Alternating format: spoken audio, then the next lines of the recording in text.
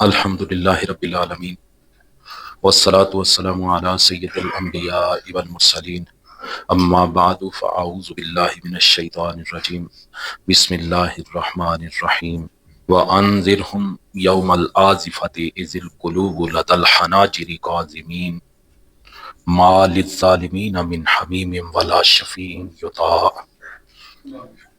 صدق اللہ مولانا العظیم وصدق رسولہ النبی الکریم الامین وَنَحْنُ عَلَى ذَلِكَ لَمِنَ الشَّاهِدِينَ وَالشَّاكِرِينَ وَالْحَمْدُ لِلَّهِ رَبِّ الْعَالَمِينَ الصلاة والسلام علیکہ یا سیدی یا رسول اللہ وعلی آلکہ واصحابکہ یا سیدی یا حبیب اللہ۔ پچھلے درس نمبر 14 میں جو آخری حدیث مبارکہ میں نے سنائی وہ کبیرہ گناہوں کے مرتکب مومن لوگوں کے حوالہ سے سنائی تھی۔ امام بہقی رحمۃ اللہ تعالی علیہ نے اسی 8ویں شاخ میں کبیرہ گناہوں کے مرتکب و مومنین کی شفاعت کے حوالے سے لکھا ہے وَلَا يَجُوزُ أَن يُقَالَ إِنَّ اللَّهَ لَا يَرْتَضِي أَن يُشَفِّعَ لِصَاحِبِ الْكَبِيرَةِ لِأَنَّ الْمُذْنِبَ هُوَ الَّذِي يَحْتَاجُ إِلَى الشَّفَاعَةِ فَكُلَّمَا كَانَ ذَنبُهُ أَكْبَرَ كَانَ إِلَى الشَّفَاعَةِ أَحْوَجَ۔ اور جائز نہیں کہ کہا جائے کہ بے شک اللہ تعالیٰ پسند نہیں فرماتا کسی کبیرہ گناہ کرنے والے کی شفاعت کی جائے، کیونکہ گناہ گار ہی شفاعت کا محتاج ہوتا ہے، پس جتنا اس کا بڑا گناہ ہوگا وہ اتنا شفاعت کا زیادہ محتاج ہوگا۔ فَكَيْفَ يَجُوزُ أَن يَكُونَ اشْتِدَادُ حَاجَتِهِ إِلَى الشَّفَاعَةِ حَائِلًا بَيْنَهُ وَبَيْنَ الشَّفَاعَةِ۔ آپ لکھتے ہیں کہ تو یہ کیسے جائز ہے کہ شفاعت کے لیے اس کی حاجت کی شدت اس کے اور شفاعت کے درمیان حائل ہو جائے۔ جو لوگ شفاعت کا انکار کرتے ہیں یا اس کا مفہوم ایسا بیان کرتے ہیں کہ جس میں شان مصطفیٰ صلی اللہ علیہ وسلم کا انکار پایا جاتا ہے، وہ عموماً قرآن مجید کی ہی چند آیات کا حوالہ دیتے ہیں اور پھر وہ حوالہ دیتے ہوئے غلط مفہوم بیان کرتے ہیں۔ ان میں سے چند آیات میں آپ کے سامنے رکھتا ہوں۔ ان میں سے ایک آیت مبارکہ سورہ المؤمن جسے سورہ غافر بھی کہا جاتا ہے، اس کی آیت نمبر 18 ہے۔ اللہ تعالیٰ نے ارشاد فرمایا وَأَنذِرْهُمْ يَوْمَ الْآزِفَةِ إِذِ الْقُلُوبُ لَدَى الْحَنَاجِرِ كَاظِمِينَ مَا لِلظَّالِمِينَ مِنْ حَمِيمٍ وَلَا شَفِيعٍ يُطَاعُ۔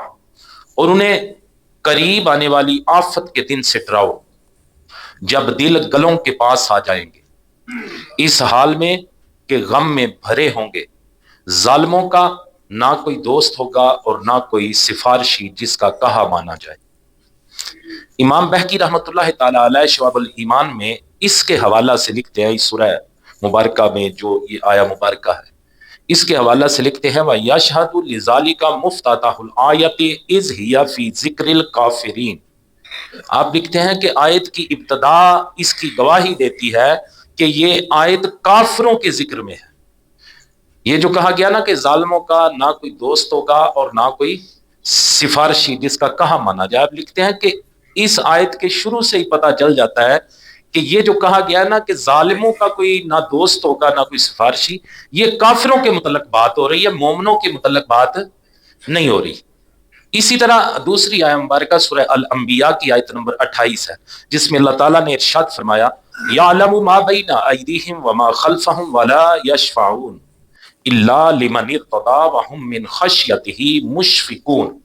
اللہ تعالیٰ فرماتا ہے کہ وہ جانتا ہے جو ان کے آگے ہے اور جو ان کے پیچھے ہے، اور وہ صرف اسی کی شفاعت کرتے ہیں جسے اللہ پسند فرمائے اور وہ اس کے خوف سے ڈر رہے ہیں۔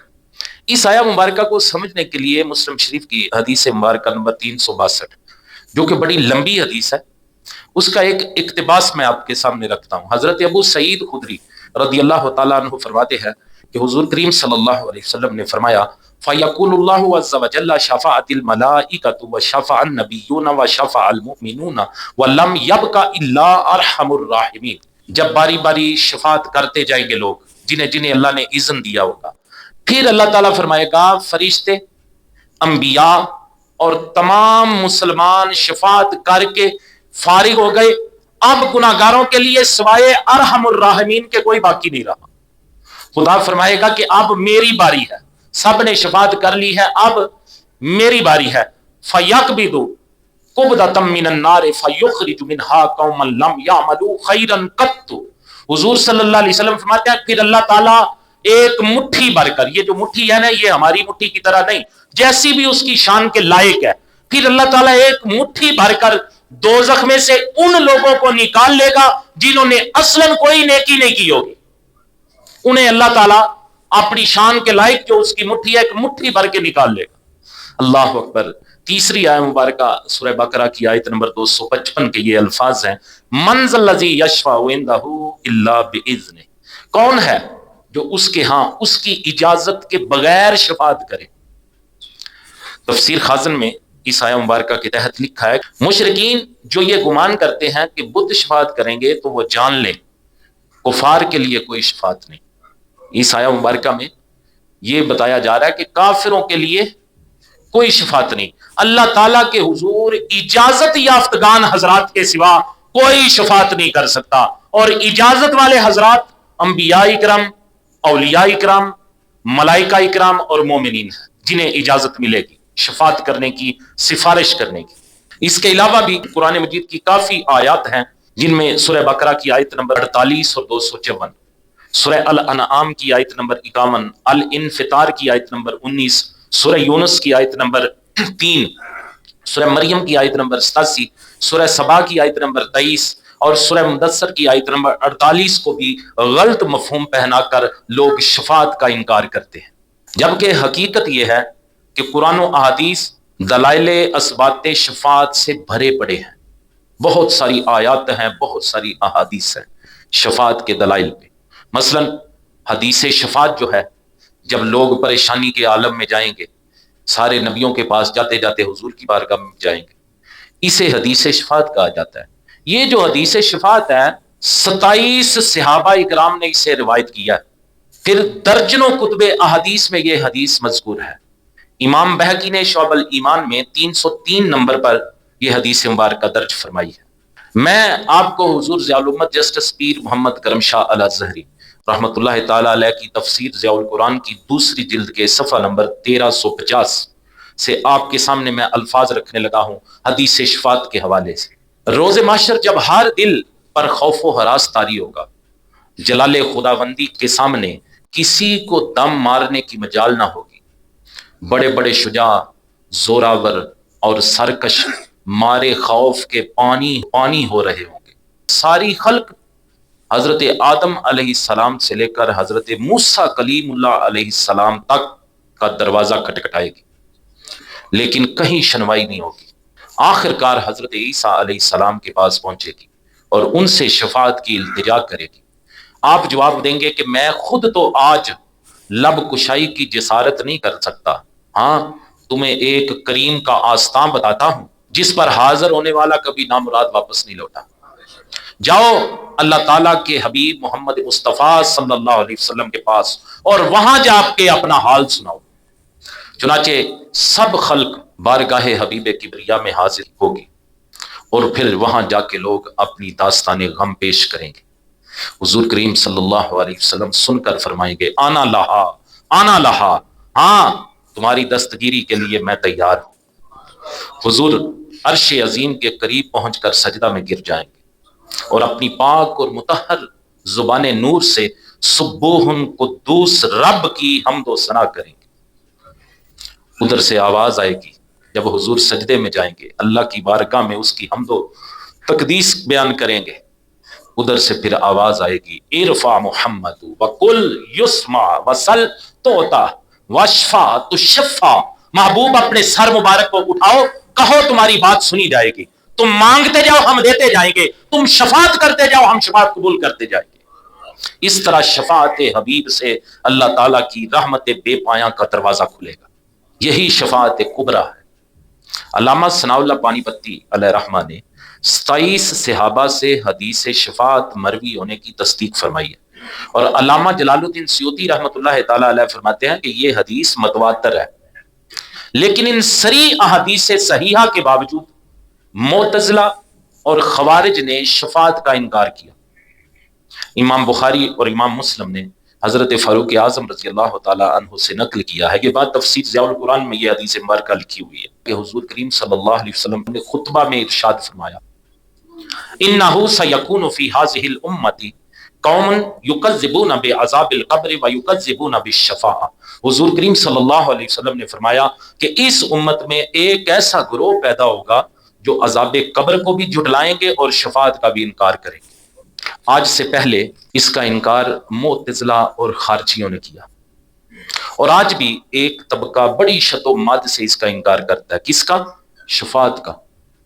اور جب دلائل صحیحہ کے باعث انکار نہیں کر سکتے تو شفاعت کا ایسا مفہوم بیان کرتے ہیں کہ جس میں شان مصطفیٰ صلی اللہ علیہ وسلم کا انکار پایا جاتا ہے۔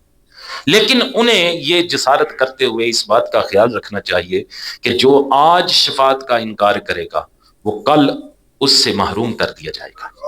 حضرت جابر بن سمرہ رضی اللہ تعالیٰ عنہ روایت کرتے ہیں کہ آقا کریم صلی اللہ علیہ وسلم نے فرمایا، شفاعتی یوم القیامت حق فمن لم یؤمن بها لم یکن من اہلها۔ حضور نے فرمایا میری شفاعت قیامت کے دن حق ہے، پس جو اس پر ایمان نہ لائے وہ اس کا اہل نہ ہوگا۔ آج لے ان کی پناہ، آج مدد مانگ ان سے، کل نہ مانیں گے قیامت کو جو مان گیا۔ میرے عزیزو، حضور کریم صلی اللہ علیہ وسلم کی شفاعت کی بڑی قسمیں ہیں کہ حضور کس کس کی شفاعت فرمائیں گے۔ امام قرطبی اور دیگر مفسرین نے بیان کیا کہ حضور صلی اللہ علیہ وسلم 5 شفاعتیں فرمائیں گے۔ پہلی کیا ہے؟ شفاعت عامہ، جو ابھی میں نے حدیث مبارکہ حدیث شفاعت سنائی، جس سے مومن اور کافر اور اپنے بیگانے سب کو فائدہ، سب مستفیض ہوں گے۔ دوسری، بعض خوش نصیبوں کے لیے بغیر حساب کے جنت میں داخلہ کرنے کی شفاعت حضور فرمائیں گے کہ مولا انہیں بغیر حساب کے جنت بھیج دے۔ دوسری قسم یہ ہے۔ اور تیسری، وہ موحد، وہ کلمہ گو مسلمان، وہ مومن لوگ جو اپنے گناہوں کے باعث عذاب دوزخ کے مستحق قرار پائیں گے، حضور کی شفاعت سے بخش دیے جائیں گے۔ تیسرے، وہ گناہگار جنہیں دوزخ میں پھینک دیا جائے گا، میرے حضور شفاعت فرما کر انہیں دوزخ سے نکال لیں گے۔ پانچویں، وہ اہل جنت کے مدارج میں ترقی کے لیے حضور شفاعت فرمائیں گے۔ کوئی جنت میں کیا اس کا درجہ یہاں ہے، میرے حضور سفارش کر کے اسے وہ یہاں پہنچا دیں گے۔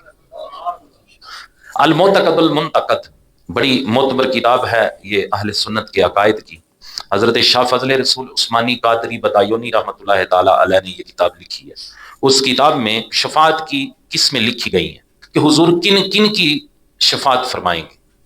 ان میں سب سے پہلے آپ نے لکھا ہے، جملہ موقف کی ہولناکی سے مخلوقات کو راحت دینے کے لیے حضور جب وہ محشر کے میدان میں لوگ پریشان ہوں گے، حساب شروع نہیں ہو رہا ہوگا، لوگ در در پہ جائیں گے لیکن کسی کی جرت نہیں ہوگی، آپ فرماتے ہیں کہ یہ جملہ موقف کی جو ہولناکی تھی اس سے مخلوق کو راحت دینے کے لیے حضور شفاعت فرمائیں گے، اور یہ شفاعت کبریٰ ہے۔ کچھ لوگوں کو بے حساب جنت میں داخل فرمانے کے لیے شفاعت فرمائیں گے۔ پھر کچھ لوگوں کو حساب کے بعد دوزخ میں جانے کے مستحق ہونے کے باوجود دوزخ میں جانے سے بچانے کے لیے شفاعت فرمائیں گے۔ حساب ہوگا، دوزخ میں جانے کے مستحق ہو جائیں گے، لیکن میرے حضور شفاعت فرمائیں گے تو دوزخ سے بچ کے جنت میں چلے جائیں گے۔ کچھ موحدوں کو دوزخ سے نکالنے کے لیے گناہگار ہوں گے لیکن ہوں گے کلمہ کو، ہوں گے خدا کی توحید کو ماننے والے، حضور کی رسالت کو ماننے والے، دوزخ میں چلے جائیں گے گناہوں کی وجہ سے، میرے حضور اللہ کی بارگاہ میں شفاعت کر کے انہیں دوزخ سے نکال لیں گے۔ پھر کچھ کے درجات بلند کروانے کے لیے حضور شفاعت فرمائیں گے۔ پھر کچھ کی طاعت میں کوتاہی کو درگزر کروانے کے لیے حضور، اس کے اعمال میں کمی تھی، جن کے اعمال میں کمی ہوگی، کچھ ایسے لوگ ہوں گے، حضور ان کی سفارش کر کے انہیں معافی دلوانے کے لیے شفاعت کریں گے۔ پھر کچھ ایسے لوگوں کے عذاب میں تخفیف کے لیے جو دوزخ میں ہمیشہ رہنے کے مستحق ہیں، کچھ ایسے لوگ ہوں گے جو ہمیشہ کے لیے دوزخ میں ہوں گے، انہوں نے رہنا ہی، وہ مسلمان نہیں ہوں گے، مومن نہیں ہوں گے، لیکن دنیا کے اندر ان کا کوئی عمل ایسا ہوگا جیسے حضور کے ایک عزیز ہیں، انہوں نے دنیا میں بڑی سیوا کی، حضور کی بڑی حمایت کی، ان کے لیے بھی حضور کی شفاعت ہوگی۔ وہ کیا ہوگا کہ وہ عذاب تو انہیں بہت زیادہ ہونا ہوگا لیکن حضور کی شفاعت کی وجہ سے ان کے عذاب کو ہلکا کر دیا جائے گا۔ ایک حضور کے شفاعت کی یہ بھی قسم ہے۔ اللہ اکبر۔ پھر مشرکوں کے نابالغ بچوں کو جنت میں لے جانے کے لیے حضور کی شفاعت ہوگی۔ پھر اس شخص کے لیے حضور کی شفاعت ہوگی جو مدینہ میں وفات پا جائے، جسے موت مدینے میں آ جائے، حضور اس کی بھی شفاعت کریں گے۔ پھر جو شخص مدینہ شریف کی سختی کو برداشت کرے، مدینہ شریف جائے، وہاں اسے سختی لگے، تکلیفیں پہنچے، ان تکلیفوں کو حضور کے لیے برداشت کرے، میرے حضور کا شہر ہے، جو مدینے کی تکلیفوں کو برداشت کرے اور اس پر صبر کرے، میرے حضور کی شفاعت ان کے لیے بھی ہوگی۔ پھر حضور کریم صلی اللہ علیہ وسلم کی وفات کے بعد حضور کی زیارت کو آئے اس شخص کی بھی حضور شفاعت فرمائیں گے، جیسا کہ ہم جاتے ہیں، حضور کا وصال ہو چکا ہے، ہم جاتے ہیں حضور کے دربار پہ، حضور کی بارگاہ میں، اللہ اکبر، من زار قبری واجبت لہ شفاعتی، جس نے میری قبر کی زیارت کی اس پر میری شفاعت واجب ہے۔ پھر اس شخص کے لیے جو مؤذن کی اذان کا جواب دے اور حضور صلی اللہ علیہ وسلم کے لیے وسیلہ طلب کرے، یہ جو عموماً میں دعا کرتا ہوں کہ یا اللہ نبی کریم صلی اللہ علیہ وسلم کو مقام محمود عطا فرما، وہ مقام جس کا تو نے ان سے وعدہ فرمایا۔ مؤذن کی جو اذان ہوتی ہے، اذان کا جواب دے کے حضور کے لیے وسیلہ کی دعا کرنے والے بندے کی بھی حضور شفاعت فرمائیں گے۔ پھر ہر اس شخص کی بھی حضور شفاعت فرمائیں گے جو شب جمعہ اور روز جمعہ حضور کریم صلی اللہ علیہ وسلم پر درود بھیجے۔ پھر اس شخص کے لیے بھی جو دین کے متعلق 40 احادیث یاد کرے اور ان پر عمل کرے، حضور اس کی بھی شفاعت فرمائے گی۔ پھر اس شخص کے لیے جو اس وجہ سے شعبان کے روزے رکھے کہ حضور کریم صلی اللہ علیہ وسلم کو یہ روزے بڑے محبوب تھے، رمضان سے پہلے جو مہینہ آتا ہے اس مہینے کے روزے حضور کو بڑے محبوب تھے، جو بندہ اس وجہ سے روزے رکھے کہ میرے حضور کو یہ روزے محبوب تھے، میرے حضور اس کی بھی شفاعت فرمائیں گے۔ پھر ہر اس شخص کی حضور شفاعت فرمائیں گے جو اہل بیت کی تعریف و ثنا کرے، جو حضور کے گھر والوں کی تعریف و ثنا کرے، میرے حضور اس کی بھی شفاعت فرمائیں گے۔ اب لکھتے ہیں کہ اس کے علاوہ اور بھی ایسے اعمال ہیں جن کی وجہ سے حضور کریم صلی اللہ علیہ وسلم شفاعت فرمائیں گے، جن کا احادیث میں ذکر ہوا ہے۔ سبحان ربک رب العزت عما یصفون وسلام علی المرسلین والحمد للہ رب العالمین۔